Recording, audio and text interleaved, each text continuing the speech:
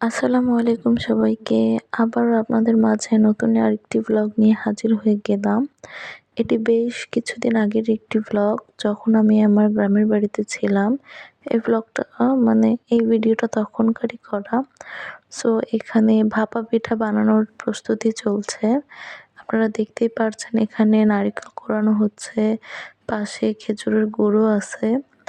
তো এখানে আমি পিঠাগুলো বানাচ্ছিলাম। যদিও আমি অত ভালো একটা পিঠা বানাতে পারি না, বাট আমার ফুপ্পিকে একটু হেল্প করছিলাম, এই আর কি।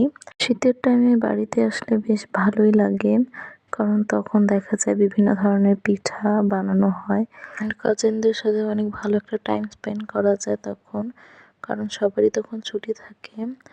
তো এই তো কথা বলতে বলতে পিঠাটা তৈরি করে ফেললাম। তো এই তো আমি এখানে তৈরি করে দিচ্ছিলাম, আমার ফুপি ওখান দিয়ে পিঠাগুলো ভাপ দিচ্ছিল।